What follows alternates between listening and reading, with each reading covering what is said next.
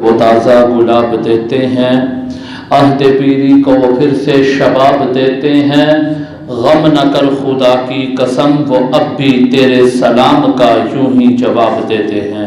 بلند آواز سے درود و سلام پڑھ لیجیے۔ الصلاۃ والسلام علیک یا سیدی یا رسول اللہ وعلی آلک واصحابک یا سیدی یا نور اللہ۔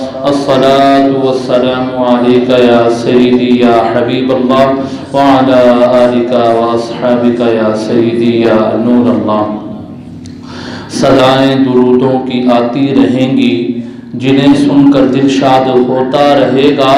خدا اہل سنت کو آباد رکھے، محمد کا میلاد ہوتا رہے گا صلی اللہ علیہ وسلم۔ بندہ پروردگارم امت احمد نبی، دوست دار چار یارم تابع اولاد علی، مذہب حنفیہ دارم ملت حضرت خلیل، خاک پائے غوث اعظم زیر سایہ ہر ولی۔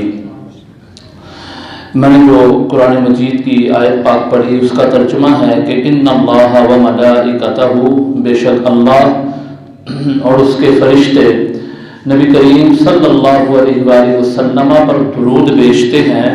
اے ایمان والو، تم بھی سرکار لجپال صلی اللہ علیہ وآلہ وسلم پر درود و سلام پڑھو۔ حضرت امام محمد بن عبد الرحمن رحمۃ اللہ تعالی علیہ ارشاد فرماتے ہیں کہ اس آیت کا مقصد یہ ہے کہ اللہ رب العزت سرکار دو جہاں صلی اللہ علیہ وآلہ وسلم کی ثنا اپنے مقرب فرشتوں کے درمیان کرتا ہے، یعنی جو عرش پر اس کے پاس مخلوق موجود ہے، جو ملائکہ اس کے مقرب ہیں، قریبی ہیں، ان کے پاس ثنائے مصطفیٰ خداوند کرتا ہے۔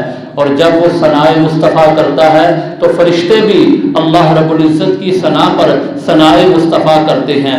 پھر اس کے بعد اہل الارض زمین والوں کو حکم دیا جاتا ہے کہ تم ثنائے مصطفیٰ پر مشغول ہو جاؤ۔ پھر تمام کی تمام کائنات سرکار صلی اللہ علیہ وآلہ وسلم کی ثنا بیان کرتی ہے۔ اعلیٰ حضرت پکار اٹھے، مصطفیٰ جان رحمت پہ لاکھوں سلام، شمع بزم ہدایت پہ لاکھوں سلام، شہر یار ارم تاجدار حرم، نو بہار شفاعت پہ لاکھوں سلام، شب اسرا کے دلہا پر دائم درود، نوشائے بزم جنت پہ لاکھوں سلام۔ امام حسن فرماتے ہیں کعبے کے بدر الدجا تم پہ کروڑوں درود، طیبہ کے شمس الضحیٰ تم پہ کروڑوں درود، شافع روز جزا تم پہ کروڑوں درود، دافع جملہ بلا تم پہ کروڑوں درود۔